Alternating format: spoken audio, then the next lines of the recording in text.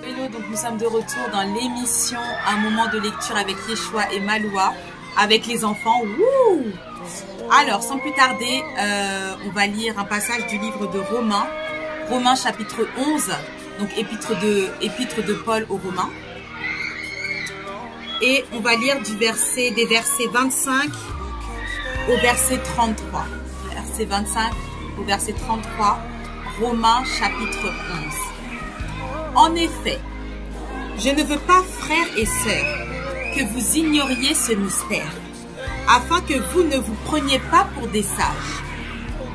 Une partie d'Israël est tombée dans l'endurcissement, jusqu'à ce que l'ensemble des non-juifs, c'est-à-dire nous, nos frères et sœurs qui restent encore à venir dans les voies de notre Dieu, soient entrés. Et ainsi tout Israël sera sauvé, comme le dit l'Écriture. Le libérateur viendra de Sion, il écartera de Jacob les impiétés. Et telle sera mon alliance avec eux, lorsque j'enlèverai leurs péchés. Amen. Verset 28. En ce qui concerne l'Évangile, ils sont ennemis à cause de vous. Mais en ce qui concerne l'élection, ils sont aimés à cause de leurs ancêtres. Ah oui, les Juifs, c'est le peuple élu de l'Éternel, ça n'a pas changé.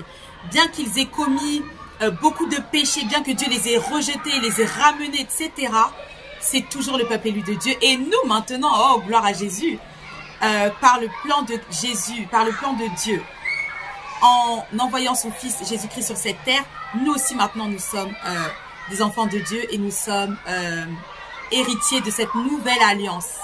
L'alliance par le sang de Jésus. Et c'est ce qui nous donne la vie éternelle. Et c'est ce qui fait de nous des adorateurs du Père et des enfants de Dieu. En effet, les dons et l'appel de Dieu sont irrévocables. De même que vous avez autrefois désobéi à Dieu et que vous avez maintenant obtenu grâce à cause de leur désobéissance. Ah oui, s'ils n'avaient pas désobéi, on ne serait pas là aujourd'hui.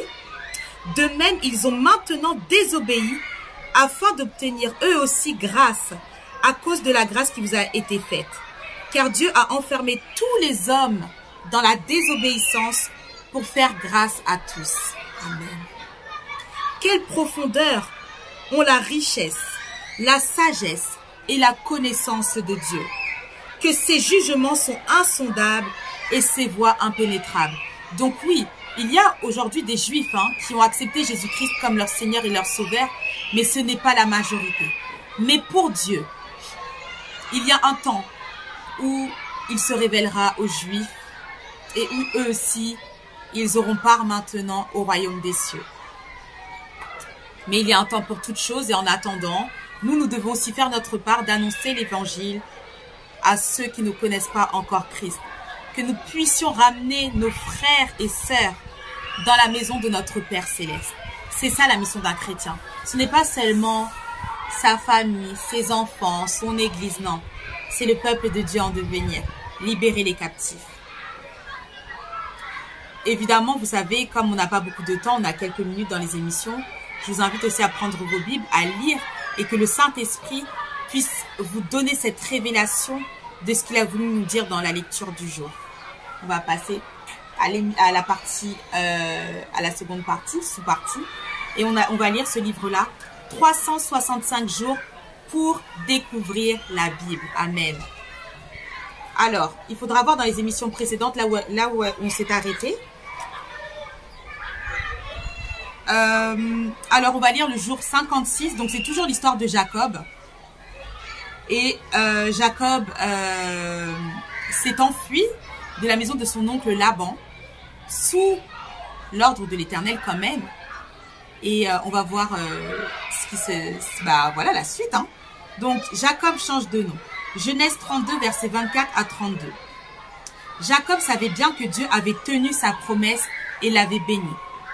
Mais il se souvenait aussi d'avoir quitté la maison après avoir trompé son frère qui voudrait peut-être toujours se venger. Jacob était donc très inquiet quant à ce qui pourrait se passer. Une nuit, il était assis près d'une rivière, quand un homme étrange s'approcha et l'attaqua dans l'obscurité. Le combat dura toute la nuit. Au petit matin, Jacob comprit que ce n'était pas un homme, mais un ange envoyé par Dieu, l'ange de l'Éternel. Et maintenant, on sait que c'est Jésus, avant qu'il vienne sur cette terre. L'ange lui dit, « Ton nom sera désormais Israël, nom qui signifie « il lutte avec Dieu ». Je te bénirai et je serai avec toi. C'est depuis ce jour qu'on appelle les descendants de Jacob, enfants d'Israël.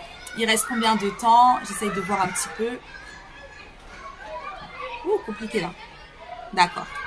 Jour 57, la réconciliation, Genèse 33, versets 1 à 17. Jacob apprit que son frère Ésaü venait à sa rencontre, accompagné de 400 hommes armés. Il ordonna à sa famille de rester bien en retrait, les femmes, les enfants, parce qu'il avait peur que son frère veuille encore se venger, décidant d'aller seul à la rencontre de son frère. Ésaü s'approcha de lui avec un grand sourire et l'embrassa, le serrant dans ses bras. Incroyable mais vrai.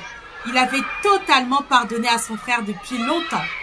Jacob et Ésaü étaient non seulement frères, mais maintenant amis. Oui, Dieu les avait bénis tous les deux. Je vous montre les images. Donc ça, c'était les images des histoires d'avant. Et maintenant, les images avec la réconciliation d'Ésaü et de Jacob, son frère.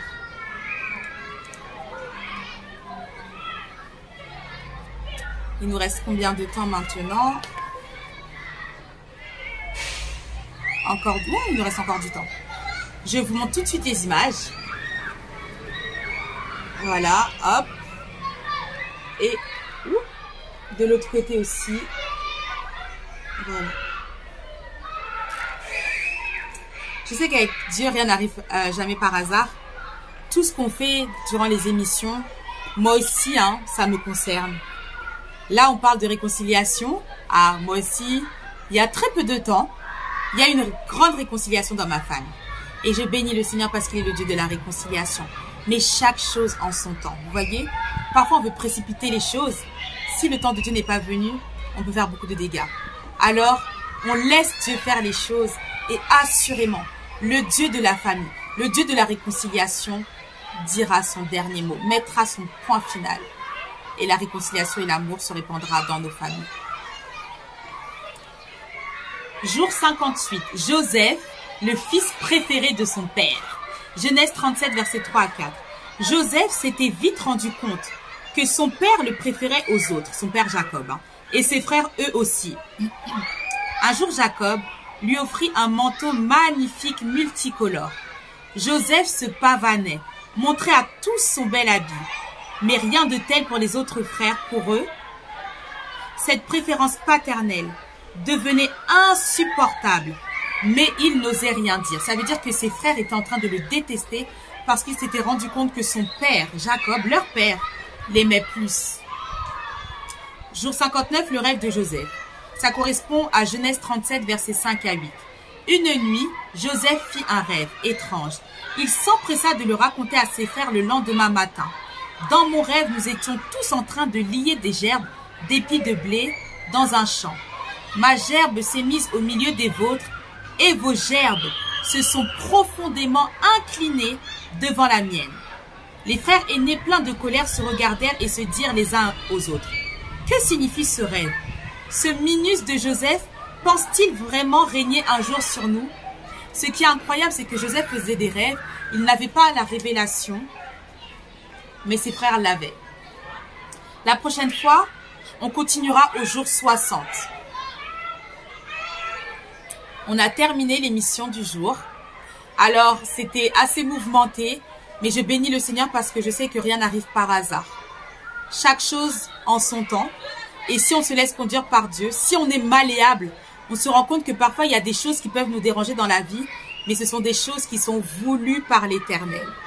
Donc aujourd'hui, tout a été voulu par Dieu comme d'habitude. Et j'ai à cœur de te dire, le fait que tu sois sur cette terre n'est pas une erreur. C'est la volonté de Dieu. Peut-être que tes parents ne t'ont pas voulu, mais c'est la volonté de Dieu. Parce que dans le cœur de Dieu, tu y étais déjà. Avant que tu n'existais, Dieu te connaissait déjà. Il avait déjà construit ton histoire. Je vous souhaite un très bon week-end sous le regard de l'Éternel. Et je vous dis à la semaine prochaine. Soyez